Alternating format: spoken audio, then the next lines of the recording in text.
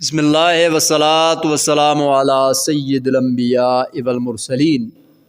رب ذوالجلال نے جو اپنی مخلوق کے رزق کا نظام ہے، سلسلہ ہے، وہ اپنے فضل پر لیا ہوا ہے۔ ہر چیز کو رب ذوالجلال روزی عطا فرماتا ہے۔ اب انسان ویسے پریشان رہتے ہیں کہ رزق کہاں سے آئے گا۔ رب ذوالجلال نے خود اپنے فضل پر ذمہ لے لیا ہے کہ اے لوگو، اے مسلمانوں، اے انسانوں، میں نے تمہیں رزق ضرور پہنچانا ہے، دینا ہے۔ تو بندے کو چاہیے حلال طریقوں سے روزی کا جو نظام ہے وہ حاصل کرے، حلال طریقے استعمال کرے، اس لیے کہ جو رزق حلال ہے اس میں بڑی برکت ہے۔ اس کی جان میں برکت، اس کے مال میں برکت، اس کی زندگی میں برکت، اس کی قبر روشن، قبر منور، اور کل بروز قیامت رب ذوالجلال اسے رزق حلال کے سبب جنت کا داخلہ عطا فرمائے گا۔ اور جو بندہ رزق حرام استعمال کرتا ہے اس میں طرح طرح کی بیماریاں اس کے جسم میں پھیل جاتی ہیں، جسم سے برکت ختم، زندگی میں تباہی اور بربادی، اس کی اولاد در اولاد، نسل در نسل تباہ ہوتی رہتی ہے، اور قبر میں بھی سخت قسم کا عذاب، حشر میں سخت قسم کا عذاب، جہنم کا عذاب۔ تو ہر بندے کو چاہیے کہ اپنے رزق کا سلسلہ ٹھیک کرے کہ جو میرا رزق آ رہا ہے وہ حلال طریقے سے آ رہا ہے یا حرام طریقے سے آ رہا ہے۔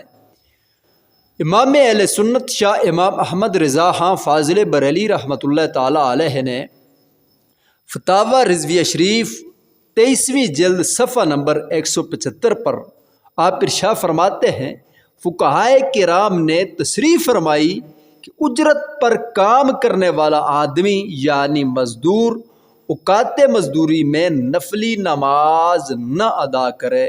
تو لوگوں دیکھو، جو حالانکہ رب کی عبادت ہے، نفلی نماز بھی پڑھنے کی اسے دوران مزدوری اجازت نہیں۔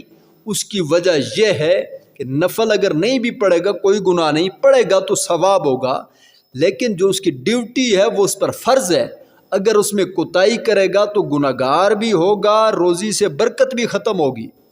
تو جو لوگ یا تو سرے سے ڈیوٹی کرتے ہی نہیں، یا کرتے بھی ہیں تو سستی اس میں اختیار کرتے ہیں، یا ٹال مٹول سے کام لیتے ہیں، تو وہ اپنا رزق جان بوجھ کے حرام کر دیتے ہیں۔ تو کما حق کو بندے کو ڈیوٹی سر انجام دینی چاہیے۔ ہاں، انسان سے کچھ نہ کچھ کمی ضرور ہو جاتی ہے، نہ چاہتے ہوئے بھی۔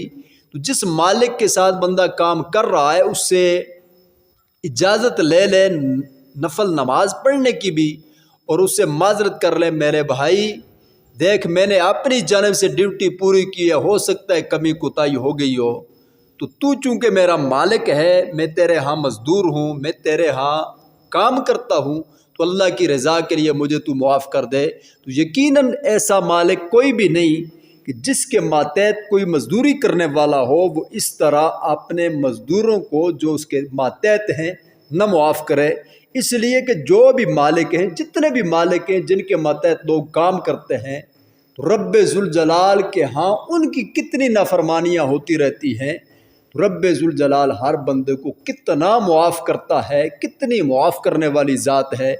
جب رب ذوالجلال کے ہاں بندہ صرف توبہ کرتا ہے، اللہ اس کے گناہ کو معاف کر دیتا ہے۔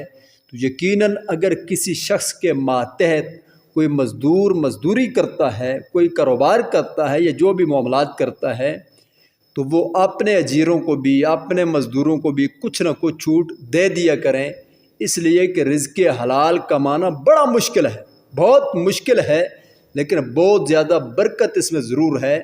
رب ذوالجلال سے دعا ہے اللہ تبارک و تعالی تمام مسلمانوں کو رزق حلال جائز طریقوں سے حاصل کرنے کی توفیق عطا فرمائے۔ رب ذوالجلال ہر مسلمان کو حرام روزی سے محفوظ فرمائے، اور دین کی بات اللہ تبارک و تعالی ہم سب کو دوسروں تک پہنچانے کی بھی توفیق عطا فرمائے۔ آمین بجاہ النبی الامین صلی اللہ تعالی علیہ وآلہ وسلم۔